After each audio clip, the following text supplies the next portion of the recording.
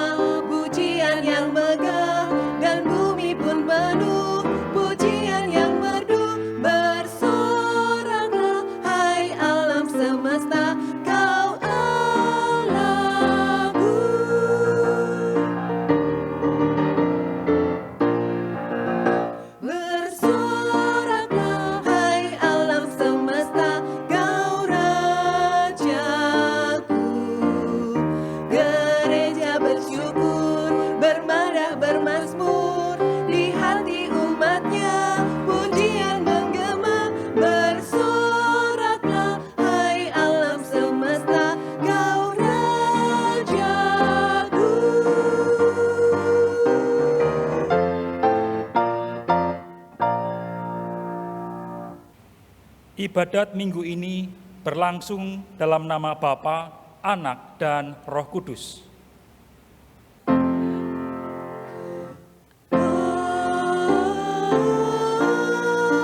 Amin, amin, amin. Kasih karunia dan damai sejahtera dari Allah Bapa kita dan dari Tuhan Yesus Kristus menyertai saudara sekalian. Dan menyertai saudara juga.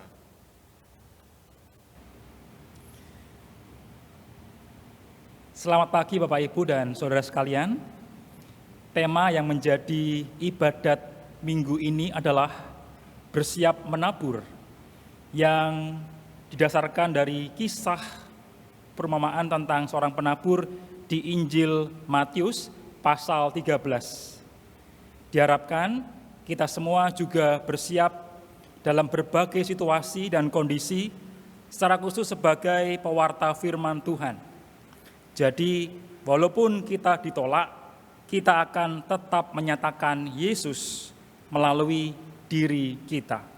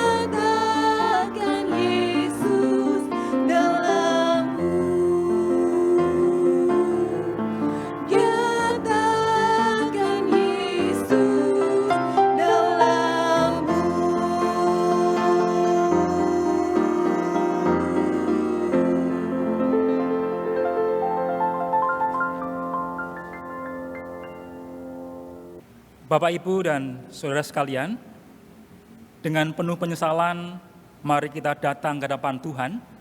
Kita akui segala dosa dan kesalahan kita yang selama ini telah kita perbuat. Mari kita berdoa. Ya Tuhan yang mengasihi kami, saat ini kami memberanikan diri untuk datang ke hadapan-Mu. Dengan penuh rasa penyesalan, kami hendak mengakui segala perbuatan dosa dan kesalahan yang telah kami perbuat. Ampuni kami jika selama ini kami tidak hidup saleh dan benar seperti yang Engkau kehendaki. Kami bahkan tidak menyatakan Yesus melalui diri kami. Kami tidak menjadikan hidup kami sebagai kitab terbuka yang bisa dibaca oleh siapapun. Namun sebaliknya, pikiran, perkataan, dan perbuatan kami selalu berbuat dosa dengan menyakiti hati sesama kami dan juga Tuhan. Tuhan, kami sungguh berdosa. Pada saat ini, kami yang berada di rumah kami masing-masing memohon belas kasihan-Mu untuk mengampuni segala kesalahan dan dosa-dosa yang telah kami lakukan. Ya Tuhan yang mengasihi kami mohon kasihani dan ampunilah kami. Kami percaya Engkau akan mengampuni segala dosa dan kesalahan yang kami akui di hadapan-Mu. Inilah doa pengakuan dosa kami. Di dalam nama Tuhan Yesus Kristus kami berdoa. Amin.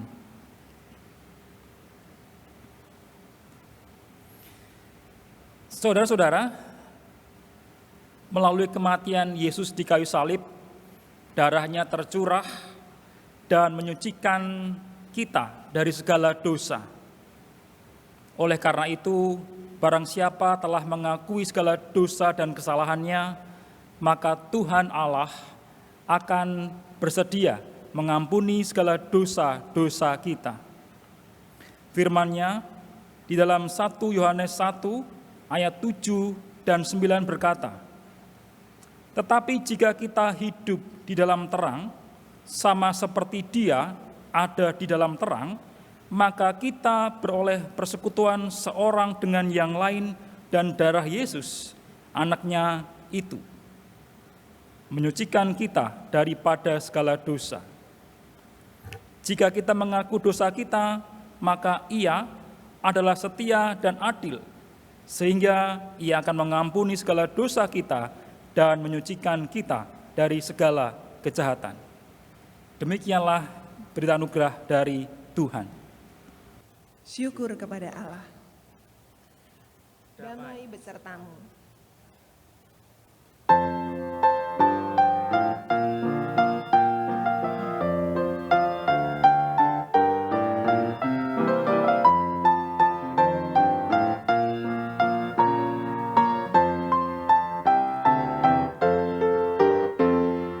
Sungguh indah kabar-Mu, hai percayalah, Yesus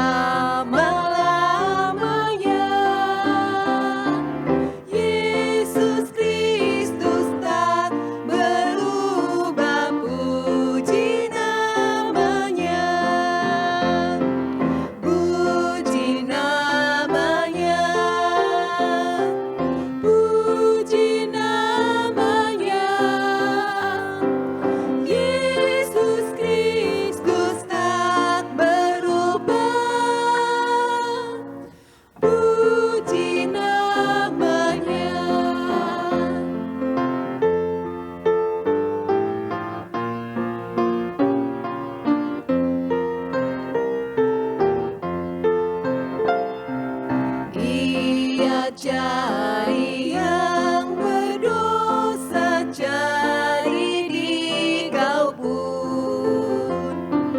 Datanglah, rendahkan hati, serahkan dirimu. Dulu kala Ia sambut orang bercela, kini di Kau pun disambut, diampuninya. Baik kemarin, hari ini, selama-lamanya. Yesus Kristus tak berubah, puji namanya. Puji namanya. Puji namanya.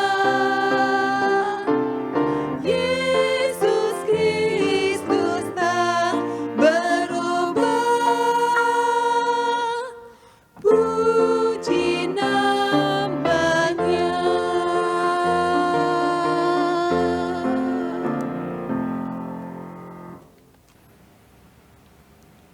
Jemaat yang dikasihi Tuhan, mari sebelum membaca dan merenungkan firman Tuhan, kita berdoa memohon pertolongan dari Roh Kudus. Mari kita berdoa. Tuhan, kami datang kembali di hadapan-Mu. Kali ini kami memohon agar Roh-Mu yang kudus berkenan untuk menerangi hati dan pikiran kami. Karena sebentar lagi kami akan membaca dan mendengarkan firman-Mu. Walaupun kami saat ini sedang beribadat di rumah kami masing-masing, tetapi kami tetap memohon agar Engkau menolong kami, agar firman Tuhan yang akan ditaburkan ini tidak jatuh begitu saja, melainkan gemburkanlah hati kami, agar firman Tuhan yang kami baca dan dengarkan dapat bertumbuh subur dan berbuah lebat, sehingga memberi kekuatan serta pengharapan bagi kami di tengah-tengah pergumulan hidup kami saat ini. Ya Tuhan, hamba-Mu juga memohon penyertaan kuasa Roh Kudus, agar hamba-Mu yang lemah dan penuh kekurangan ini dimampukan untuk menaburkan dan menyampaikan kebenaran firman Tuhan. Saat ini berfirmanlah ya Tuhan, karena kami telah siap untuk ditabur oleh benih-benih firman Tuhan. Kami berdoa di dalam nama Tuhan Yesus Kristus. Amin.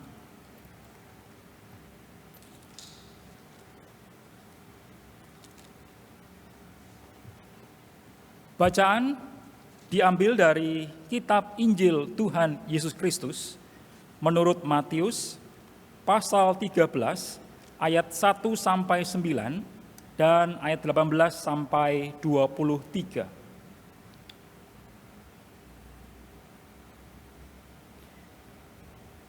Pada hari itu keluarlah Yesus dari rumah itu dan duduk di tepi danau. Maka datanglah orang banyak berbondong-bondong lalu mengerumuni dia, sehingga ia naik ke perahu dan duduk di situ. Sedangkan orang banyak semuanya berdiri di pantai. Dan ia mengucapkan banyak hal dalam perumpamaan kepada mereka. Katanya, adalah seorang penabur keluar untuk menabur. Pada waktu ia menabur, sebagian benih itu jatuh di pinggir jalan, lalu datanglah burung dan memakannya sampai habis. Sebagian jatuh di tanah yang berbatu-batu yang tidak banyak tanahnya. Lalu benih itu pun segera tumbuh karena tanahnya tipis. Tetapi sesudah matahari terbit, layulah ia dan menjadi kering karena tidak berakar. Sebagian lagi jatuh di tengah semak duri, lalu makin besarlah semak itu dan menghimpitnya sampai mati. Dan sebagian jatuh di tanah yang baik lalu berbuah, ada yang 100 kali lipat, ada yang 60 kali lipat, ada yang 30 kali lipat. Siapa bertelinga, hendaklah ia mendengar. Karena itu, dengarlah arti perumpamaan penabur itu. Kepada setiap orang yang mendengar firman tentang kerajaan surga, tetapi tidak mengertinya, datanglah si jahat dan merampas yang ditaburkan dalam hati orang itu. Itulah benih yang ditaburkan di pinggir jalan. Benih yang ditaburkan di tanah yang berbatu-batu ialah orang yang mendengarkan firman itu dan segera menerimanya dengan gembira. Tetapi ia tidak berakar dan tahan sebentar saja. Apabila datang penindasan atau penganiayaan karena firman itu, orang itu pun segera murtad. Yang ditaburkan di tengah semak duri ialah orang yang mendengar firman itu, lalu kekhawatiran dunia ini dan tipu daya kekayaan menghimpit firman itu, sehingga tidak berbuah.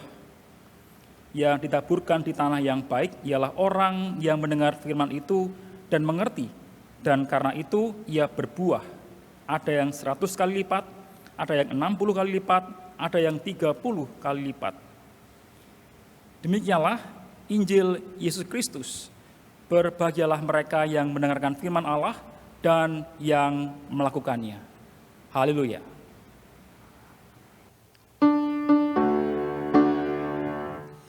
Haleluya, haleluya, haleluya.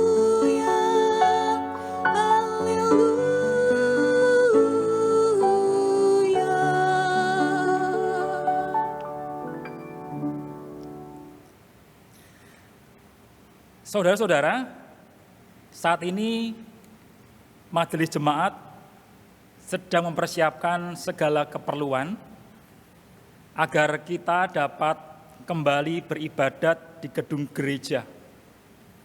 Mulai dari tempat cuci tangan, mengatur jarak tempat duduk, dan beberapa protokol kesehatan lainnya.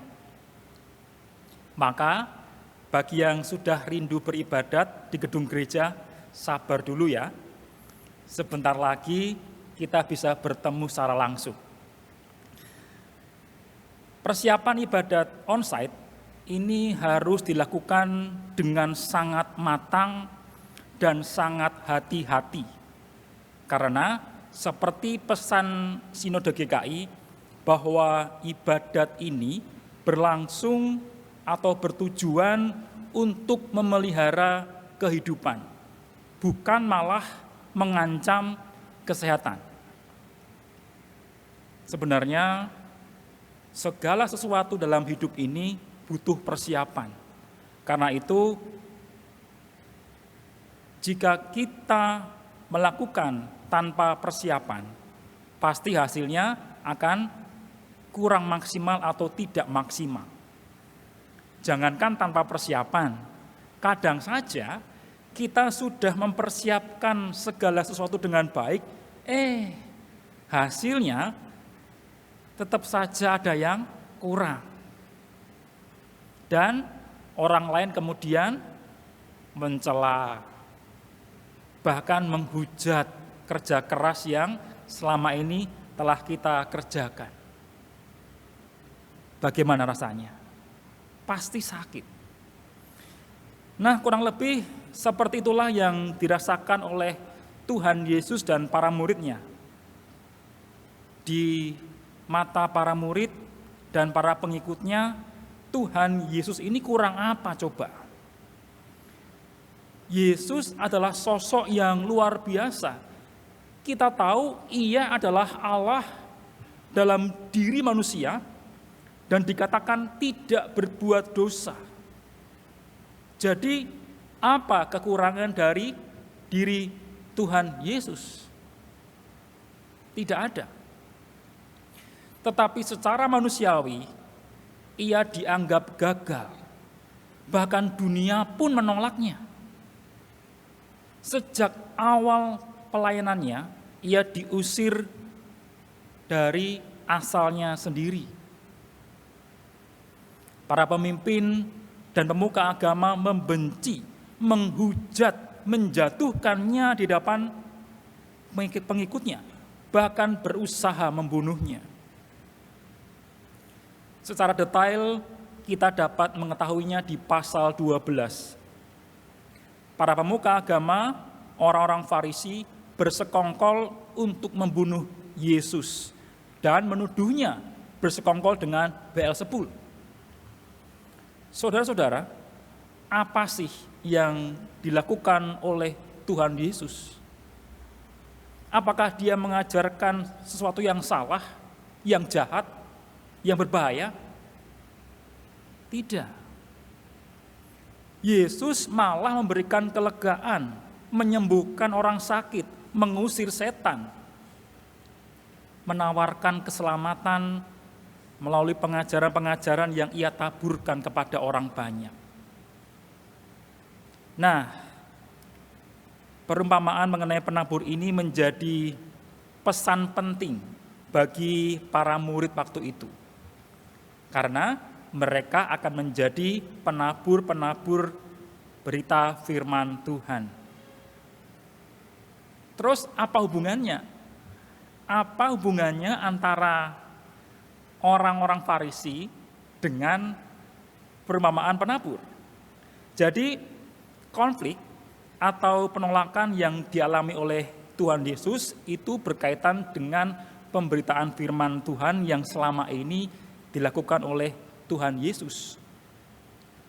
Orang-orang Farisi menolak keras firman Tuhan yang diberitakan oleh Yesus dan juga keberadaan dirinya. Nah, Tuhan Yesus menghubungkan antara penerimaan firman Tuhan dengan pewartaan firman Tuhan yang selama ini dilakukannya. Tentunya sejak sekolah minggu kita sudah diajarkan perikop ini. Mungkin kita juga hafal. Jika ada benih-benih yang jatuh di pinggir jalan, di tanah berbatu-batu, di semak duri, dan tanah yang baik. Saudara-saudara, perumpamaan mengenai penabur ini sesungguhnya tidak berbicara mengenai tanah yang menerima benih saja, tetapi juga berbicara mengenai si penabur itu sendiri. Dan secara khusus ditujukan kepada para murid. Mari kita lihat kondisi para murid waktu itu. Bagaimana perasaan mereka melihat sosok Yesus yang mereka kagumi, yang mereka hormati, yang mereka bangga-banggakan, tetapi sama sekali tidak dianggap oleh para pemimpin dan pemuka agama waktu itu. Bahkan kalau kita lihat lebih jauh lagi di pasal 12 ayat 48 sampai 50, secara tersirat Tuhan Yesus mendapatkan penolakan dari keluarganya. Sampai ia berkata, "Siapa ibuku dan siapa saudara-saudaraku?" Lalu katanya sambil menunjuk ke arah murid-muridnya, "Inilah ibuku dan saudara-saudaraku. Sebab siapapun yang melakukan kehendak Bapakku di sorga, dialah saudaraku laki-laki, dialah saudaraku perempuan, dialah ibuku." Apa enggak hancur itu hati para murid? Melihat dengan mata kepala sendiri, merasakan penolakan-penolakan yang dialami oleh Yesus. Pastinya selain hancur, mereka juga patah semangat. Nah, melihat kondisi para murid yang seperti ini, Tuhan Yesus menguatkan mereka. Mereka harus tetap kuat, tetap tangguh untuk bersiap menabur. Dan menjelaskan jika tidak semua benih firman Tuhan yang kita tabur akan mendapatkan penolakan. Akan ada benih yang jatuh di tanah yang baik. Ketika jatuh di tanah yang baik, benih pun akan bertumbuh. Bahkan buah yang dihasilkan pun sampai 100 kali lipat banyaknya. Bapak, Ibu, dan saudara sekalian, apa yang bisa kita pelajari dari perumpamaan ini? Pertama, kita harus paham benar jika tugas kita adalah sebagai seorang penabur benih firman Tuhan. Dan tugas kita hanya menaburkan benih-benih itu. Perkara menumbuhkan dan kapan akan tumbuhnya, kita tidak mengetahuinya. Dan itu adalah kewenangan dari Tuhan sendiri.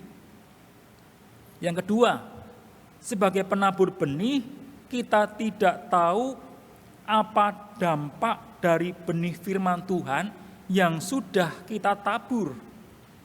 Mungkin saja mereka percaya di awal, tetapi setelah semak belukar atau kesulitan hidup ini menghimpit mereka, mereka kemudian menjadi layu dan mati.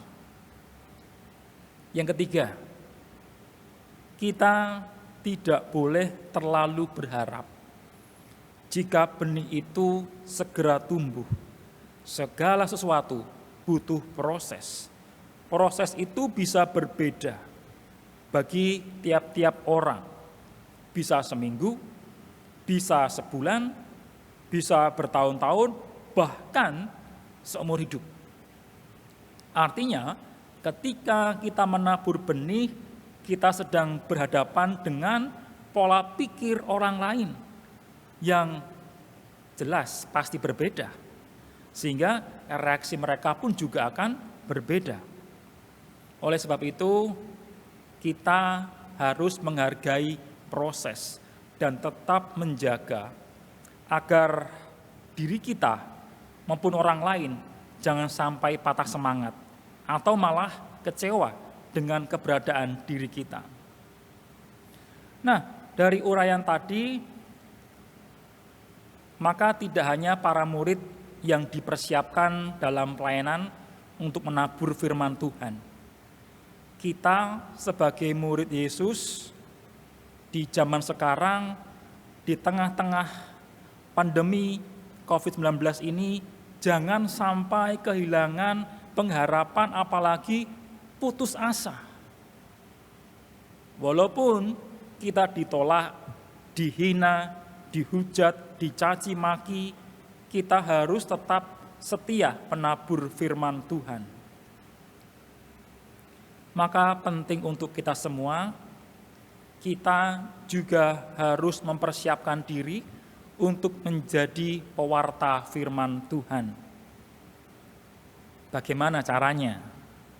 Caranya sebenarnya ada di bacaan leksionaris kita di minggu ini, yaitu di Roma 8 ayat 1 sampai 11. Secara khusus saya akan membacakan di ayat yang kelima yang berbunyi demikian. Sebab mereka yang hidup menurut daging memikirkan hal-hal yang dari daging. Mereka yang hidup menurut roh memikirkan hal-hal yang dari roh.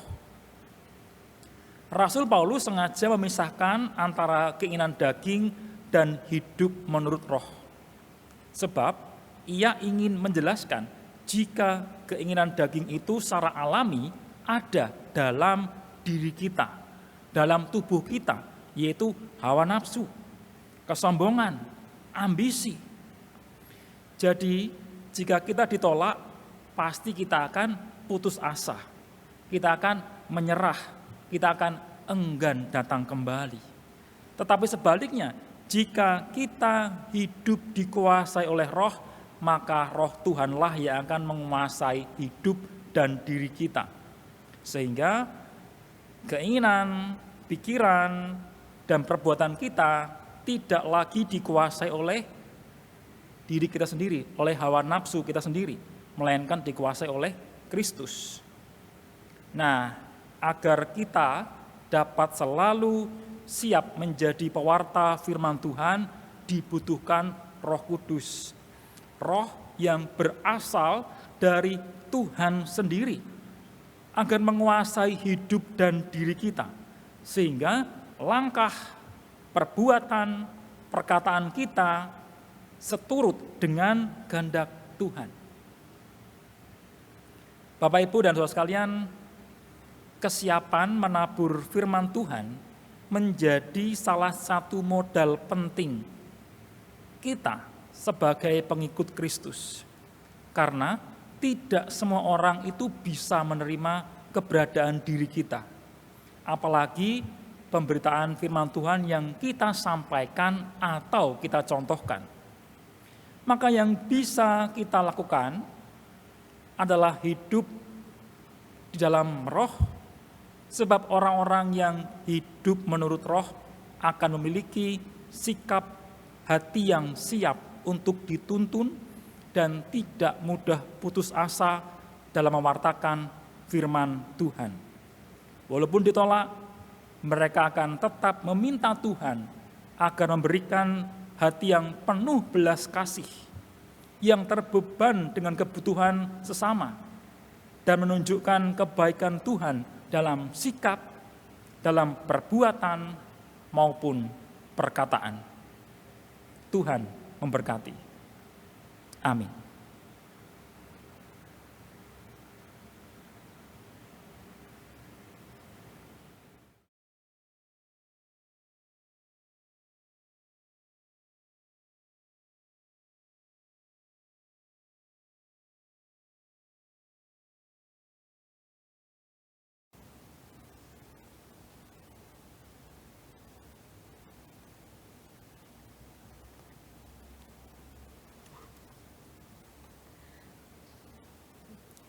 Marilah kita bersama dengan umat Allah di masa lalu, masa kini, dan masa depan, mengingat pengakuan pada baptisan kita menurut pengakuan iman rasuli. Aku percaya kepada Allah, Bapa yang Maha Kuasa, Khalik langit dan bumi, dan kepada Yesus Kristus, Anak yang tunggal Tuhan kita, yang dikandung dari Roh Kudus, lahir dari anak darah Maria, yang menderita sengsara di bawah pemerintahan Pontius Pilatus, disalibkan, mati dan dikuburkan, turun ke dalam kerajaan maut. Pada hari yang ketiga bangkit pula dari antara orang mati, naik ke surga, duduk di sebelah kanan Allah, Bapa yang Maha Kuasa. Dan dari sana ia akan datang untuk menghakimi orang yang hidup dan yang mati. Aku percaya kepada Roh Kudus, gereja yang kudus dan am, persekutuan orang kudus, pengampunan dosa, kebangkitan orang mati, dan hidup yang kekal. Amin. Bapak, Ibu, dan saudara sekalian, mari kita bersatu hati untuk menaikkan pokok-pokok doa syafaat kita. Di akhir doa nanti, kita akan mengakhirinya dengan menyanyikan doa Bapa kami bersama-sama. Mari kita berdoa. Tuhan Yesus, kami telah mendengar dan belajar untuk bersiap dalam segala situasi dan kondisi dalam mewartakan firman-Mu. Kami mau tetap mewartakan dalam kondisi yang sulit apapun. Kiranya Tuhan terus menuntun kami. Tuhan, saat ini kami juga sedang mempersiapkan diri untuk memasuki kehidupan dengan kenormalan baru. Melalui doa ini, kami mohon agar selalu dimampukan untuk mematuhi setiap protokol kesehatan sebagai bentuk ketaatan kami. Oleh karena itu, buat kami terus percaya dan bersandar pada pemeliharaan-Mu, sehingga kami mampu melewati masa-masa pandemi ini bersama dengan Tuhan. Kami terus berdoa untuk para dokter, perawat, dan petugas medis yang penuh resiko karena merawat pasien yang terpapar virus corona. Kiranya Tuhan melindungi dan menjaga mereka. Kami juga berdoa untuk para pasien COVID-19 agar mereka mampu bertahan dan kembali sembuh. Ya Tuhan, kami juga berusaha hati untuk penanganan virus corona ini agar dapat segera menemukan jalan keluar. Kiranya vaksin dapat segera ditemukan, juga untuk pemerintahan dan pihak-pihak yang menangani dan mengatasi penyebaran COVID-19. Kiranya setiap keputusan dan kebijakan diambil dengan benar-benar bijaksana, sehingga penyebaran dapat ditekan dan pandemi ini dapat segera berakhir. Tuhan, saat ini Gerejamu GKI Tegal sedang mempersiapkan segala sesuatunya agar dapat kembali beribadat secara onsite atau di dalam gedung gereja. Mampukan kami, para pemimpin dan para pejabat gerejawi, agar dapat menyiapkan segala sesuatu dengan baik, sertai rencana kami untuk melakukan simulasi ibadat, sosialisasi ke jemaat, dan juga persiapan untuk dapat melakukan ibadat live streaming untuk mereka yang tidak bisa beribadat di gedung gereja.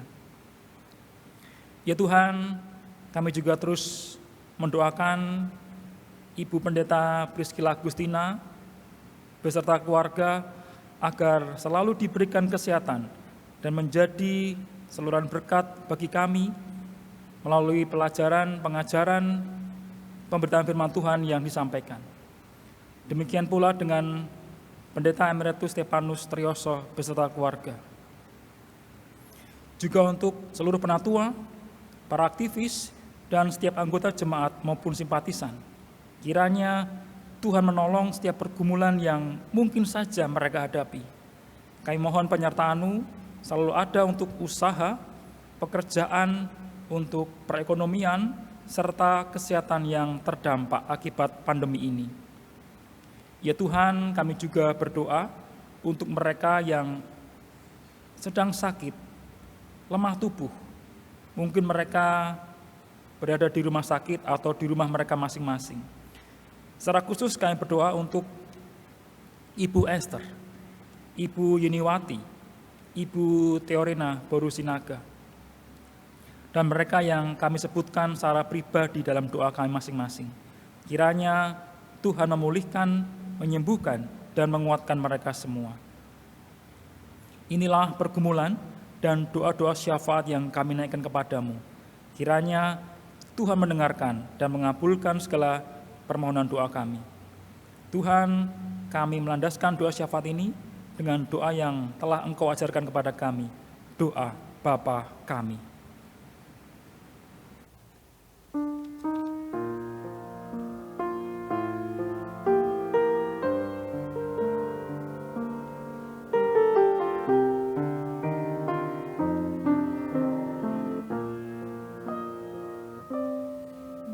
Bapa kami yang ada di surga, dikuduskanlah namamu, datanglah kerajaanmu, jadilah kehendakmu di bumi seperti di surga. Berilah kami pada hari ini makanan kami yang secukupnya, dan ampuni kesalahan kami seperti kami ampuni yang lain, dan jauhkan kami dari pencobaan, lepaskanlah kami dari yang jahat.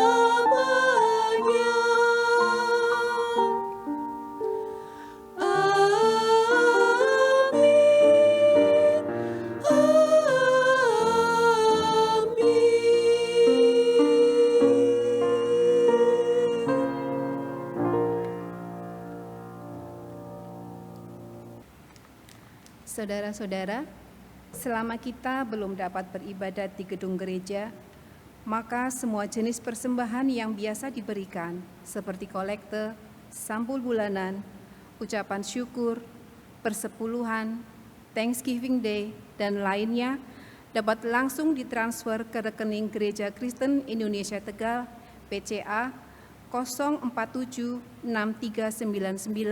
399. Saudara-saudara juga dapat memasukkan persembahan ke kotak persembahan di depan kantor gereja pada jam kerja Senin sampai Sabtu pukul 8 pagi sampai jam 1 siang.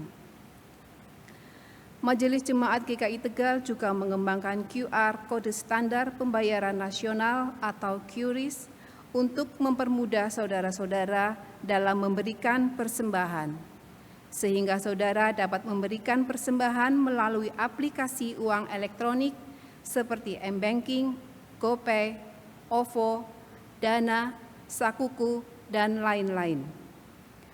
Bagi saudara yang kesulitan mentransfer atau tidak bisa berpergian, Majelis Jemaat GKI Tegal juga dapat melayani pengambilan sampul-sampul tersebut ke rumah saudara.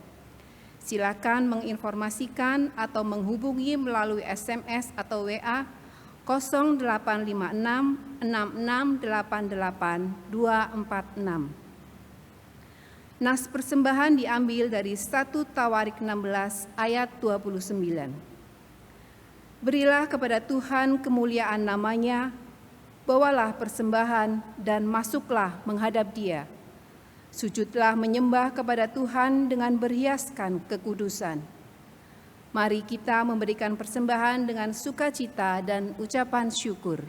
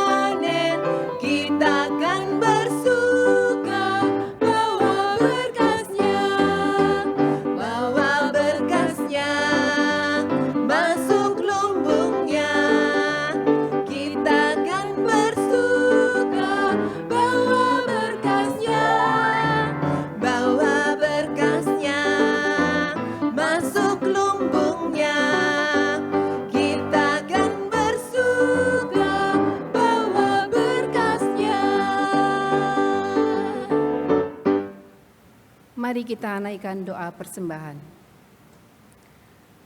Segala ungkapan syukur kami naikkan hanya kepadamu Bapa di sorga, oleh karena kasih dan berkat Tuhan yang boleh kami terima dan kami nikmati hingga saat ini. Dan saat ini Tuhan kami mempersembahkan dari apa yang kami miliki.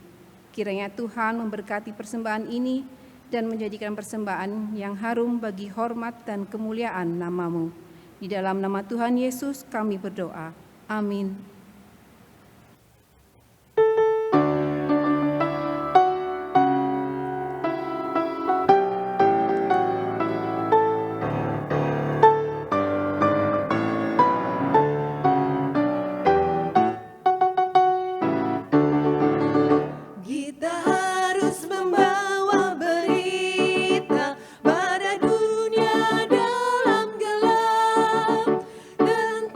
Kebenaran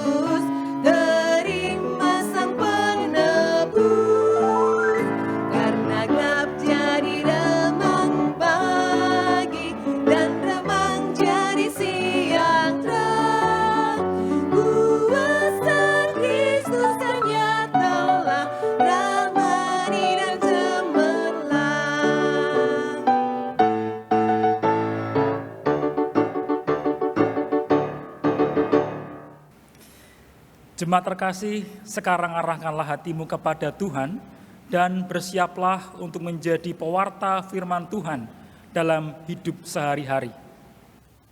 Syukur kepada Allah. Sekarang mari kita menerima berkat dari Tuhan. Tuhan memberkati kita dan melindungi kita. Tuhan menyinari kita dengan wajah-Nya dan beri kita kasih karunia. Tuhan menghadapkan wajah-Nya kepada kita dan beri kita damai sejahtera dari sekarang dan sampai selama-lamanya. Amin.